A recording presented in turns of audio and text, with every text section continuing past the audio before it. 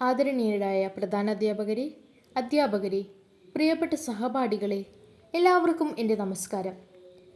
ഇന്ന് ലോക പരിസ്ഥിതി ദിനത്തോടനുബന്ധിച്ച് പ്രകൃതിയെ സംരക്ഷിക്കാം, ഭാവിയെ സുരക്ഷിതമാക്കാം എന്ന വിഷയത്തെക്കുറിച്ച് കുറച്ച് കാര്യങ്ങൾ പങ്കുവയ്ക്കാനാണ് ഞാനിവിടെ നിൽക്കുന്നത്.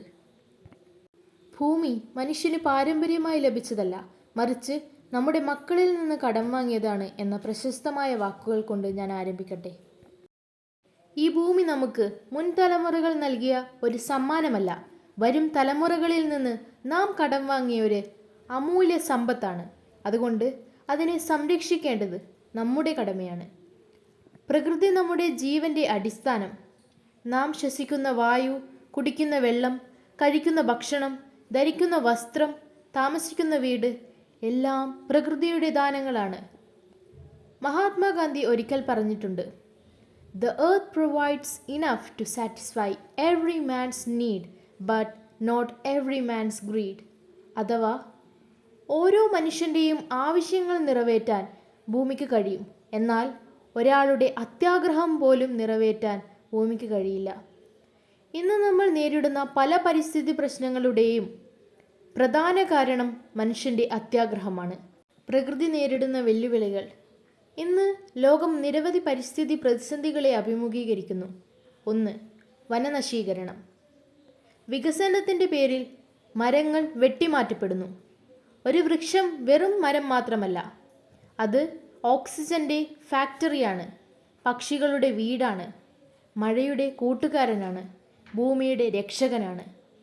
എന്നാൽ ഇന്ന് ലക്ഷക്കണക്കിന് മരങ്ങൾ ദിവസേന നശിപ്പിക്കപ്പെടുന്നു. 2. പ്ലാസ്റ്റിക് മലിനീകരണം. നാം ഉപയോഗിക്കുന്ന പ്ലാസ്റ്റിക് ബാഗുകൾ, കുപ്പികൾ, കപ്പുകൾ എന്നിവ നൂറുകണക്കിന് വർഷങ്ങൾക്കിപ്പുറവും ഭൂമിയിൽ നിലനിൽക്കുന്നു. നദികളിലും കടലുകളിലും എത്തുന്ന പ്ലാസ്റ്റിക് മത്സ്യങ്ങളെയും മറ്റു ജീവജാലങ്ങളെയും നശിപ്പിക്കുന്നു. 3. ഭൂമി നേരിടുന്ന പ്രതിസന്ധി ജലമലിനീകരണമാണ്. ഫാക്ടറികളിൽ നിന്നുള്ള മാലിന്യങ്ങളും മനുഷ്യരുടെ അശ്രദ്ധയും നദികളെയും കുളങ്ങളെയും മലിനമാക്കുന്നു. ഭാവിയിൽ യുദ്ധങ്ങൾ വെള്ളത്തിനു വേണ്ടിയാകുമെന്ന് വിദഗ്ധർ മുന്നറിയിപ്പ് നൽകുന്നു. 4. പ്രകൃതി നേരിടുന്ന ഒരു വലിയ വെല്ലുവിളിയാണ് വായുമലിനീകരണം. വാഹനങ്ങളിൽ നിന്നുള്ള പുകയും വ്യവസായങ്ങളിൽ നിന്നുള്ള വിഷവാതകങ്ങളും അന്തരീക്ഷത്തെ മലിനമാക്കുന്നു. ഇത് മനുഷ്യരിൽ ആസ്മ, ശ്വാസകോശ രോഗങ്ങൾ, ഹൃദ്രോഗങ്ങൾ തുടങ്ങിയവ വർദ്ധിപ്പിക്കുന്നു. 5. പ്രകൃതിയും ഒരേപോലെ തന്നെ നമ്മളും നേരിടുന്ന ഒരു വെല്ലുവിളിയാണ് കാലാവസ്ഥാ വ്യതിയാനം. ഇന്ന് ലോകം നേരിടുന്ന ഏറ്റവും വലിയ വെല്ലുവിളിയാണ് കാലാവസ്ഥാ വ്യതിയാനം.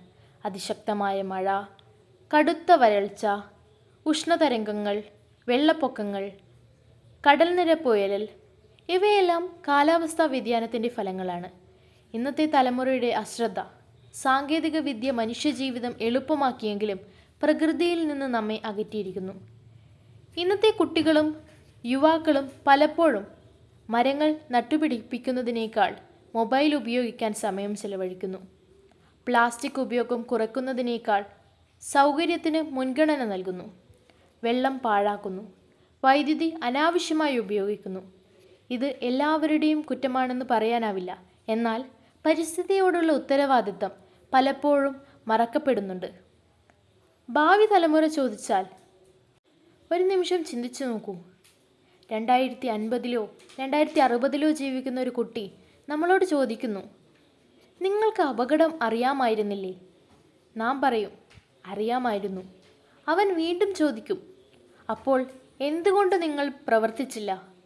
ആ ചോദ്യത്തിന് ഉത്തരം നൽകാൻ കഴിയാത്ത അവസ്ഥയിലേക്ക് നാം എത്തരുത്.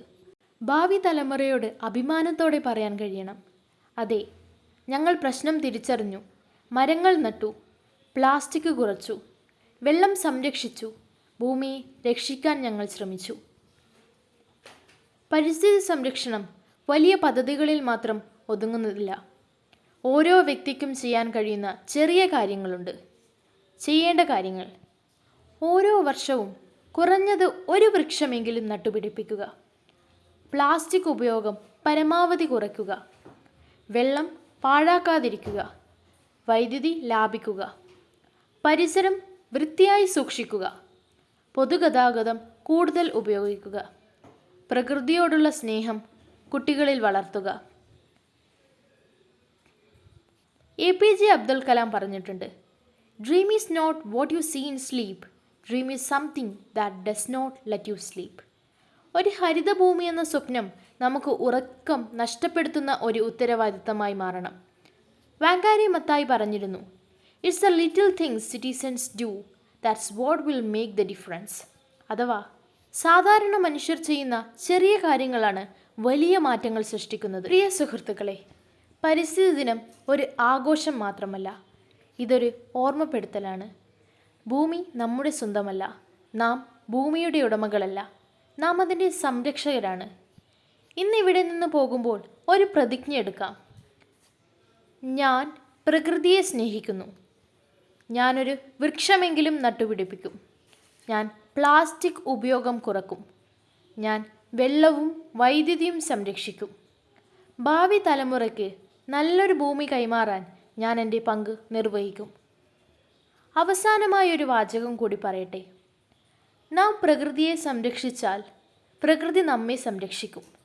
നാം പ്രകൃതിയെ നശിപ്പിച്ചാൽ നമ്മുടെ ഭാവിയെയും നാം നശിപ്പിക്കുന്നു. എല്ലാവർക്കും ലോക പരിസ്ഥിതി ദിനാശംസകൾ. നന്ദി.